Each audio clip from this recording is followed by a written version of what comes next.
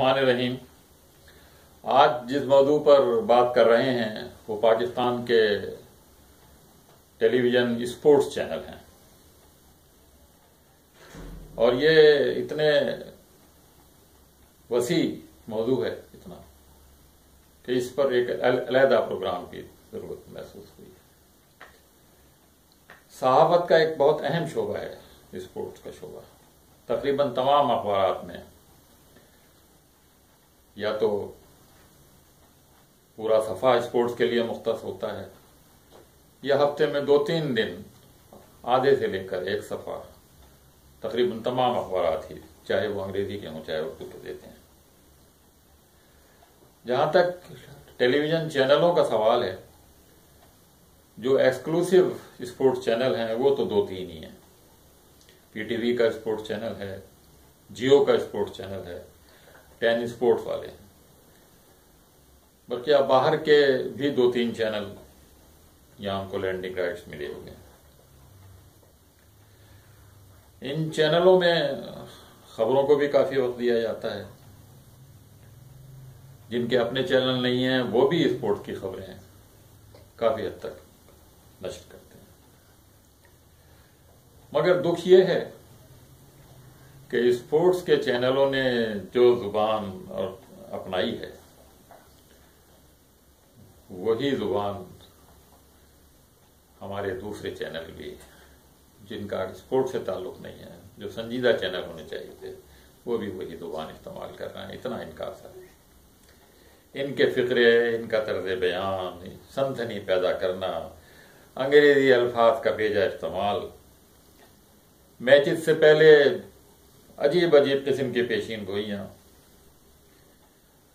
اور اس طرح کی پیشین گوئیاں خود ہی نام رکھ لیتے ہیں کھلاڑیوں کے، خود ہی ٹیموں کے نام، کسی کو شاہین قرار دے دیا، کسی کو ٹائیگر کہہ دیا، کسی کو خود ہی اپنی، کسی کھلاڑی کو لالا کہہ دیا، کسی کھلاڑی کو پروفیسر بنا دیا، کسی کھلاڑی کو بوم بوم کہہ دیا۔ یہ سارے نجی ٹیلی ویژن ہی کے کارنامے ہیں، جو اخبارات نے بھی بعد میں اپنایا۔ اخبارات نے یہ ایجاد نہیں کیے تھے۔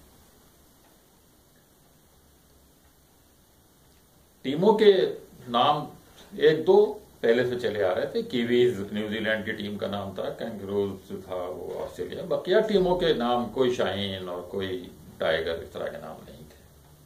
یہ سب ان چینلوں کے گڑے ہوئے نام۔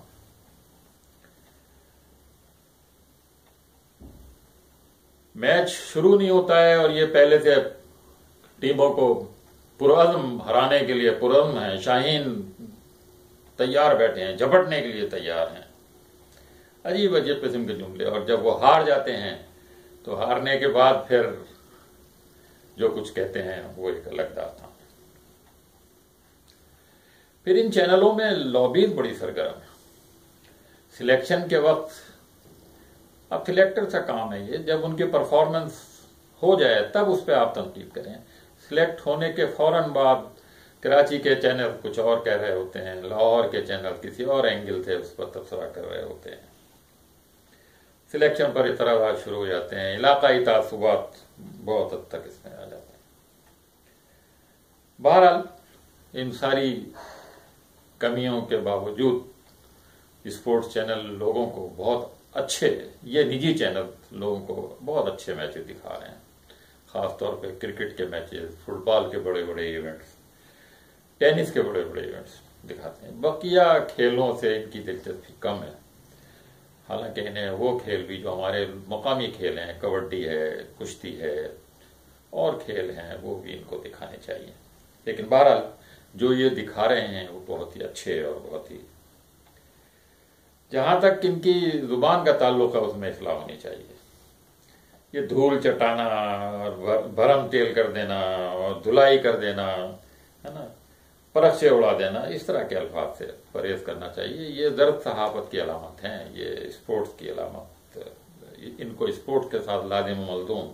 ٹھیک ہے، کھیل ہے، کھیل کی خبریں اتنی سنجیدہ نہیں ہونی چاہیے، لیکن اگر ہوں تو کوئی مذاقہ نہیں ہے۔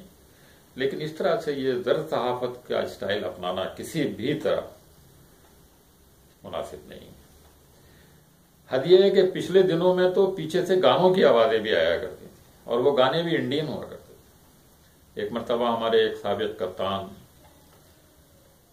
اور مینیجر نے ایک دوسرے ملک میں کیسینو جانے کی حماقت کر لی، بعد میں آ کر انہوں نے معافی مانگی، اور ان کی معافی کی خبر کے ساتھ جو انڈین گانا ایک تھا اس کی بس دھوم لگا دی، ہم سے غلطی ہو گئی معافی دے دو، معافی دے دو نا، معافی اس طرح کے یہ حرکتیں جو ہیں نا، ہم سے غلطی ہو گئی ہم کو معافی دے دو، یہ گانا تک چلائے ہیں ان لوگوں نے اس کے پیچھے۔ جو ہارنے پر کسی اور جیتنے پر جو خبر دی جاتی ہے وہ سمجھ میں بعض مرتبہ بالکل نہیں آتی، عام سننے والے کے تو سر سے گزر جاتی۔ اب اگر کوئی یہ کہے خراب بیٹنگ پر پاکستان کی یا کسی ملک کی، اور یہ کہا جائے کہ بلے بازوں کو پویلین سے بہت محبت رہی، 4 کھلاڑی واپس لوٹ گئے، خدا خیر کرے، اب آپ دعا بھی کر رہے ہیں، آپ کا کام دعا کرنا، خدا خیر کرے، یا یہ اس طرح کے جملے کہنا، یہ اسپورٹس چینلوں کے پریونٹرز کو، اور یہ جتنے پریونٹرز ہیں یہ کوئی نئے نہیں ہیں۔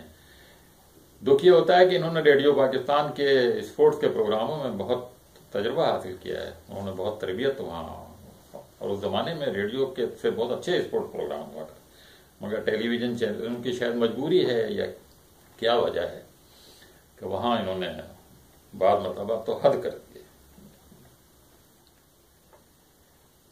یعنی آپ حیران ہوں گے، ایک مرتبہ تو شعیب اختر نے کو مثانے کی تکلیف ہو گئی، وہ درد سے کرانے لگے دبئی میں، تو اس پر یہ جملہ تک کہا گیا کہ شعیب اختر اپنی بولنگ سے دوسرے لوگوں کو تنگ کیا کرتے تھے، اب وہ پتے کے دب کی تکلیف میں مبتلا ہے، اس طرح کی چیزوں سے۔ لیکن مجموعی طور پر بہرحال یہ کہا جا سکتا ہے کہ ان اسپورٹس چینل نے اسپورٹس کے شائقین کی بہت خدمت کی ہے۔ امید رکھتے ہیں کہ یہ ان چینل کے مالکان اپنے تجارتی مفاد کے ساتھ تھوڑے سے اخلاقی پہلوؤں کو بھی سامنے رکھیں گے اور اس میں اپنے پروگراموں میں بہتری لانے کی کوشش کریں گے۔ اس سب کا مقصد یہ کہنا نہیں، ان کی اہمیت کم کرنا نہیں ہے، مقصد صرف یہ ہے کہ اسپورٹس چینلوں سے بھی اچھی صاف ستھری تفریح فراہم کی۔ اللہ حافظ۔